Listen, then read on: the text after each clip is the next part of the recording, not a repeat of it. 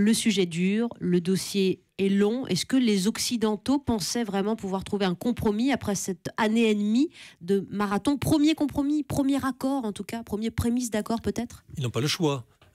Après 18 mois de discussion, s'ils ne parvenaient pas à un accord, ça montrerait qu'ils n'ont aucune influence. Or, ils sont les 6 grandes puissances du monde. Et donc, si les pays plus puissants du monde ne sont pas capables de trouver une solution avec ce qui est un pays émergent, mais encore un petit pays, c'est un peu à désespérer. Donc, il y a une obligation de résultat, en quelque sorte, même si ce soir, l'accord n'est pas complet, il y aura au moins une grande partie qui sera trouvée. Alors, en quoi consiste ce donnant-donnant, cette négociation avec l'Iran qui veut développer son nucléaire civil, mais qu'on voudrait empêcher évidemment de se doter de l'arme atomique? Évidemment, l'Iran a depuis l'époque du Shah, en 1974, commencé un programme nucléaire avec l'aide de la France, c'est le CEA, c'est Framatome à l'époque, qui avait lancé le programme nucléaire iranien. Et 20 ans plus tard, le Shah avait dit je verrai si je fais du militaire ou pas militaire.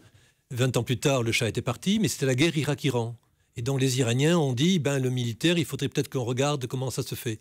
Et donc ils ont commencé un programme nucléaire, et qui a été arrêté par les Français, les Anglais et les Allemands en 2003. Un accord avait été passé, les Iraniens ont abandonné tout.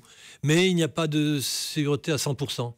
C'est pour cela que les discussions continuent, pour être sûr que vraiment les Iraniens ont réellement abandonné leur programme nucléaire, ce qu'ils disent eux-mêmes. Et aujourd'hui, il y a une certitude, c'est que ce nucléaire iranien est sous contrôle. Il n'ira pas plus loin. Les Iraniens n'ont pas besoin et n'ont pas envie d'une arme nucléaire pour l'instant. Dans 20 ans, que se passera-t-il? Personne n'en sait rien. Mais pour l'instant, les choses sont claires. On devrait trouver un accord, parce que des deux côtés, tout le monde est d'accord. Bernard Gourcade, qu'est-ce qui bloque, nous demande simplement, mais intelligemment, Jacques? Ce qui bloque, c'est que l'Iran est un pays émergent. Un pays qui a été mis au congélateur depuis 35 ans, mais qui est puissant, qui a 75 millions d'habitants, qui a une bourgeoisie moyenne développée, qui a une industrie développée, une science développée, et une industrie nucléaire qui n'est pas mauvaise, qu'ils ont réussi à mettre en place. Ils ne veulent pas un démantèlement de cette industrie. Ils disent, nous sommes un pays qui est comme l'Afrique du Sud, l'Argentine, le Brésil, la France. On ne veut pas revenir en arrière. Pas revenir en arrière. Ensuite, vous nous dites que j'ai un programme nucléaire militaire, mais on l'a abandonné, et même la CIA et le Mossad disent que ce programme n'a pas repris. Soyons au sérieux. Il y a derrière le nucléaire beaucoup de problèmes politiques. Depuis 35 ans, l'Iran est devenu une république islamique. Mais les monarchies pétrolières, Qatar, Abu Dhabi, les Émirats, n'existaient pas il y a 35 ans comme tels. Et c'était des petits pays sous-développés. Ils sont indépendants depuis 1971. Eux, ils existent aujourd'hui.